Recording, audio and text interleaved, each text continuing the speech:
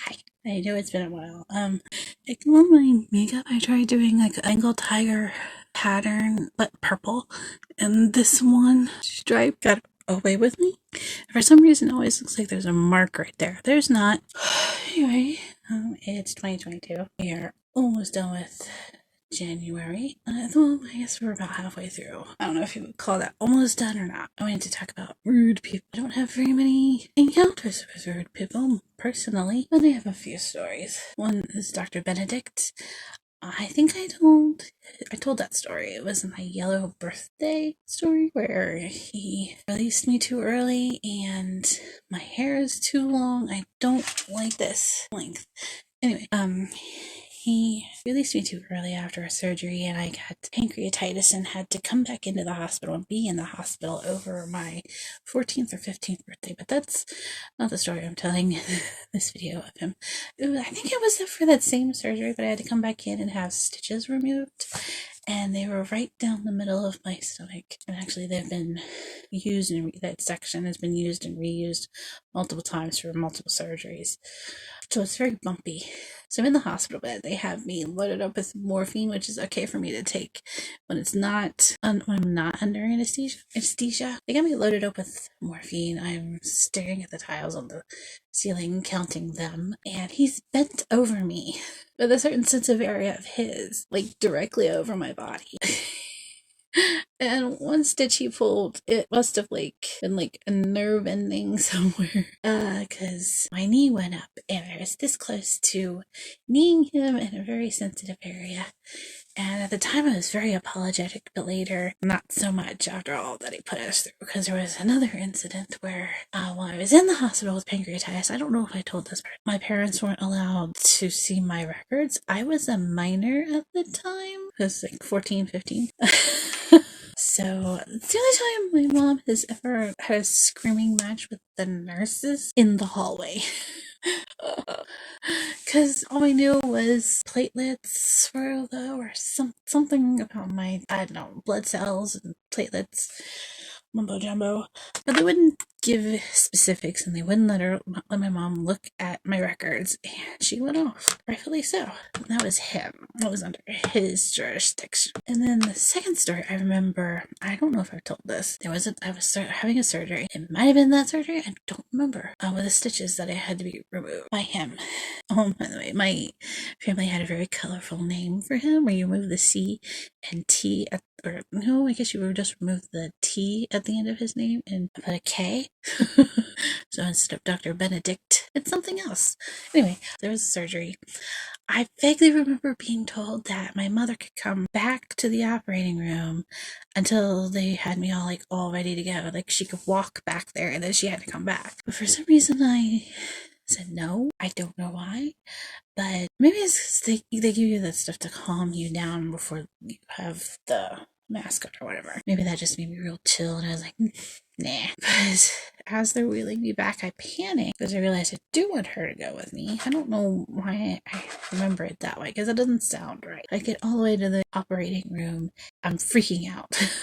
I am hysterical. They keep getting me to calm down. So the nurse that was standing behind me, and I don't know why I had a ponytail in my head, because I don't like ponytails when I'm laying down. It hurts. I don't know how people do that, especially with curlers. I don't comprehend that, but I remember the nurse that was standing behind me grabbed my ponytail and pulled me back and held me down until I calmed down. So I didn't like her. I may have told this, but I went to the ER not that long ago, and it was the one downtown where the urologist kept telling me to go. So I went down there because my catheter wasn't working because it was blocked. It was before I got situated with 20 cc, the 20 French catheter, which is wider. So I still had the smaller ones. So they were getting clogged easy. The bigger ones, if they get clogged, they're easier to unclog. So I haven't had a ER visit in quite a while. I want to say April was the last time that I had one for that. But this was before that. So we went down there, me and Mom, and we get back to a room, and I'm sitting in there forever for one thing. He finally comes back, and the doctor, I remember, he was TV ready. He was that kind of good-looking doctor guy. But I didn't really care. I was in a lot of pain. I just remember that. he was TV ready. He came in and his nurse came in. I remember she was older, but I think she was new, and I'll tell that at the end of the story.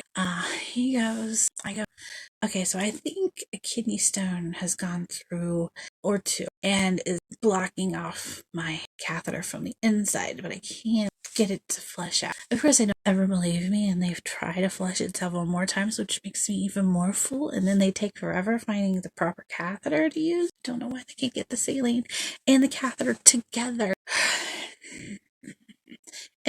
So I said kidney stone, and he looks at my mom, looks at his nurse, and then looks at me and goes, I think you mean bladder stone. No, Stratus. That was not the time. It does not matter. What matters is that my catheter was clogged and not working. It didn't really matter whether or not it was a kidney stone or a bladder stone. It was blocking my catheter off. That's all that mattered. Stratus, well, you're not blocking the screen. You are blocking the light, though. His nurse, and I think she was new, just by being an older woman for this. Hold on, let me get her. Come here. Okay, we're gonna be on camera for a minute. Okay. So after they were done putting the new catheter in, thank God I didn't have to wait for my appointment. After they got the catheter in, she comes in and she goes to put on gauze. But what she does, Katie, I might need you to get down. Hold on, maybe I can do this with one arm. Hold on, don't move. Right, I'm gonna put you right here. Don't move. You can stay up here. I just gotta reach for something, babe. You're gonna get down. Okay. You know what? Maybe that's for the best. Okay. She gets a gauze with adhesive already around it. Roughly this size. I'll put a picture of what I usually use that goes around my catheter to protect the skin around it.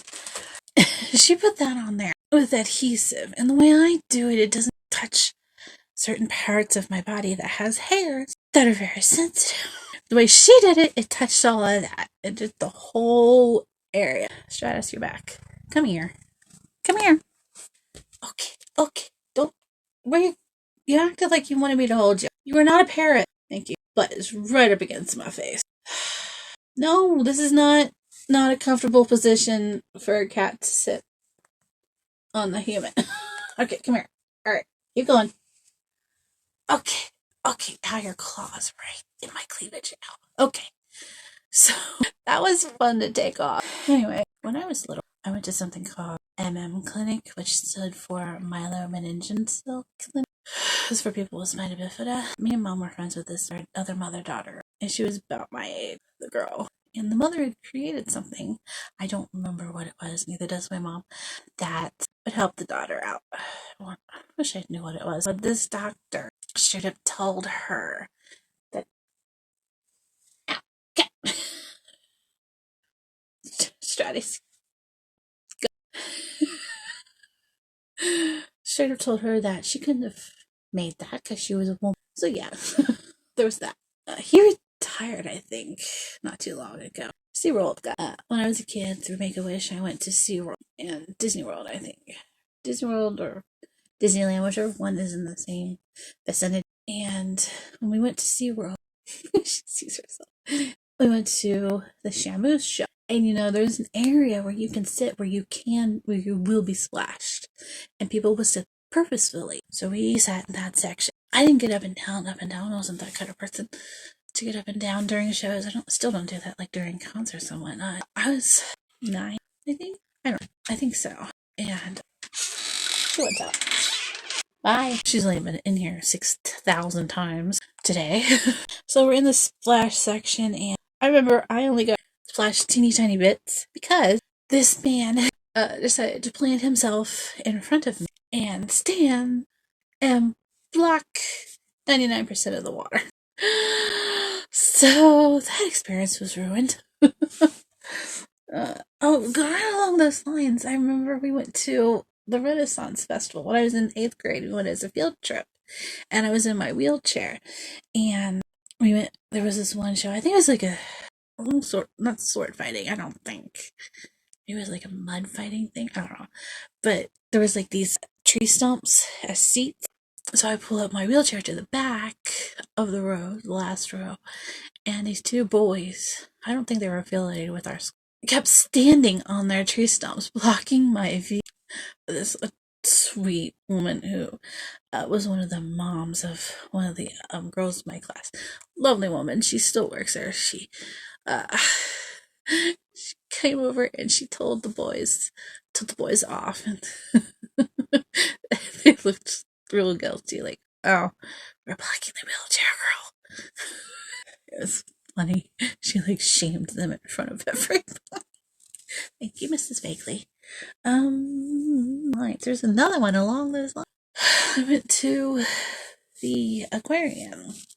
It's a Newport aquarium, and there was the stingray section where you could like, or the stingrays are like some kind of shark that you could touch. There was that little shallow wading pool where kids could like touch, and I pulled up to that, and before I could even get up to do any of that, this little girl, goes directly in front of me and stands on the side of the thing, which I don't think you're supposed to. I'm not sure. I had my sister slash bodyguards with me that time, and they told her off.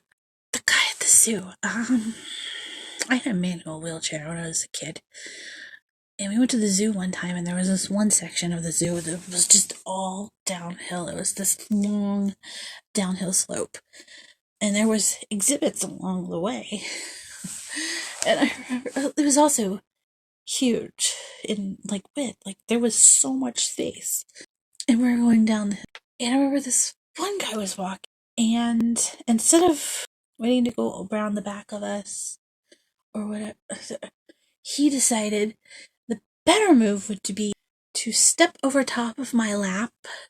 We were moving. He steps over top of my lap to get over to the other side of us. I don't. Why? When we were little, there was a little girl. We were here at my grandma's house, and there was this girl across the street, and we were kids too. I guess she was saying mean things about me, and my middle sister got all in a huff and was gonna go over there and beat the little girl. You don't mess with them about me. Like, there are all these people when we're out in public together to call out the stares. I don't notice the stares. Like, the people that stare. They do. They notice before I do. And they will call them out out loud so other people can hear. The only thing I can think of is people who are waiting on the outside of an elevator, and when the doors open up, they don't wait for the people who are already on the elevator to get off. I don't like those people. But yeah, those are my encounters with rude people. This might be easy to edit. It's not even 20 minutes long. But yeah, it's an interesting 2022. We couldn't even make it to this year. Betty White died, which I cried.